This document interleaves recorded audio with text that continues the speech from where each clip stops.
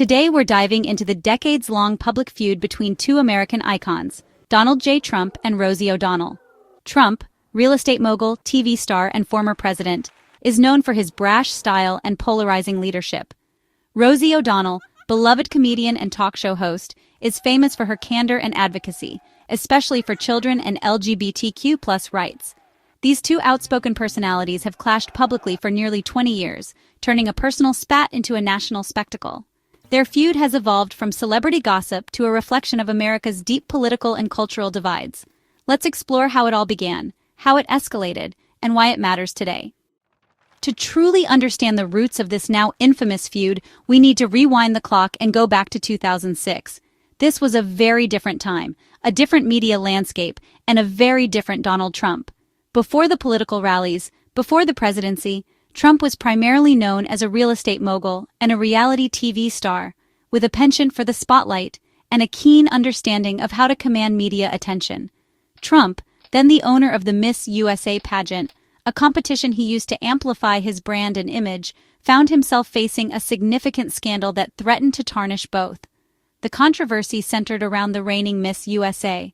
The winner, Tara Conner, a young woman from Kentucky, was accused of underage drinking and alleged drug use, violations of the strict moral clauses typically included in pageant contracts. These accusations quickly became public, igniting a media firestorm and putting Trump in a difficult position. Trump, never one to shy away from the cameras, decided to address the situation head-on. He called a press conference, a spectacle in itself, to announce his decision regarding Conner's fate. The world watched, waiting to see how Trump would handle this delicate situation. In a surprising move, Trump announced that he was granting Conner a second chance, allowing her to keep her title, provided she entered rehab to address her alleged issues. This decision was met with a mix of reactions, with some praising Trump for his compassion and others questioning his motives. It was a controversial decision, a move some saw as compassionate, a demonstration of forgiveness and a belief in second chances, while others viewed it as self-serving, a calculated publicity stunt designed to boost Trump's image and the pageant's ratings. Among those who were critical of Trump's decision was Rosie O'Donnell, then a co-host on the daytime talk show The View. O'Donnell, known for her outspokenness and willingness to challenge authority, didn't hold back in her assessment of Trump's actions. She blasted Trump, she questioned his moral authority, suggesting that he was being hypocritical, and she didn't stop there. O'Donnell also mocked his personal life, making light of his multiple marriages and his signature hairstyle. Her words were sharp, pointed, and delivered with her characteristic intensity. Her sharp, very public criticism, delivered on a national platform, lit the fuse, igniting a powder keg of animosity that had been simmering beneath the surface. It was a direct challenge to Trump's ego and his carefully cultivated public persona. Trump, never one to let an insult go unanswered, retaliated swiftly and with characteristic force. He launched a counterattack, unleashing a barrage of personal insults directed at O'Donnell. He called Rosie a loser, questioned her talent, and launched attacks on her appearance and career, employing the kind of language that would become his trademark in the years to come. He seemed particularly incensed by O'Donnell's comments about his family. The media, of course, seized on the drama, recognizing the potential for sensational headlines and high ratings. The back-and-forth insults between Trump and O'Donnell became a daily spectacle, and what started as a disagreement over a beauty pageant and the fate of its winner quickly spiraled into a bitter, very public, and headline-grabbing feud that would define their relationship for years to come. This wasn't about policy, or even about the Miss USA pageant in the grand scheme of things. It was about pride, ego, and the relentless battle to control public image and narrative. It was a clash of personalities as much as anything else. The lines were drawn in the sand, and neither Trump nor O'Donnell was willing to back down or concede an inch. The battle lines were clearly defined, setting the stage for a long and acrimonious rivalry. What began as a celebrity clash had just become a national obsession, a captivating drama that played out on television screens and in newspaper headlines across the country. The feud was far from over. In many ways, it was just beginning. The initial spark of disagreement quickly escalated. What started as a difference of opinion on The View soon morphed into something far more personal and public. The feud didn't fade. It intensified, becoming a long-running saga that played out across television screens and the internet. Trump, never one to back down from a fight, especially a public one, used social media, especially Twitter, as his primary weapon. He took to the platform to repeatedly insult Rosie with harsh language, often employing personal attacks and demeaning nicknames. His tweets were direct, unfiltered, and designed to provoke a reaction. This constant barrage of insults ensured that their rivalry remained in the spotlight. Every tweet, every comment was dissected and amplified by the media, fueling the ongoing conflict. Rosie, equally unwilling to let Trump's attacks go unanswered, fired back on her blog and Twitter, using her own platforms to voice her opinions and criticisms. She didn't shy away from criticizing Trump's business practices, questioning his ethics, and highlighting what she perceived as flaws in his empire. Beyond business, Rosie also challenged what she saw as bullying behavior, positioning herself as an advocate against harassment and intimidation. She framed the conflict as a matter of principle, not just a personal dispute. Their exchanges became a cycle, a predictable pattern of attack and response that seemed to have no end in sight. One attacked, launching a new volley of insults or accusations, the other responded, defending themselves and often escalating the conflict further. And the media, always eager for a juicy story, amplified every word, turning a personal feud into a national spectacle. For Trump's fans, he was a fighter, a strong man who wasn't afraid to take on anyone, regardless of their celebrity status. For Rosie's, she was standing up to a bully, using her platform to challenge power and defend those who felt marginalized. Their feud became symbolic, representing deeper divisions and anxieties within American society. It mirrored America's growing cultural and political divides, highlighting the increasing polarization of public discourse. It was no longer just personal. It transcended the individuals involved and tapped into something much larger. It was a preview of the combative rhetoric, the no-holds-barred style of communication that would soon dominate national politics, shaping the landscape of American political discourse for years to come. The Trump-O'Donnell saga became inextricably linked to their public identities, forever shaping how they were perceived by the world. And the country watched, divided, taking sides in a battle that seemed to reflect their own deeply held beliefs and values.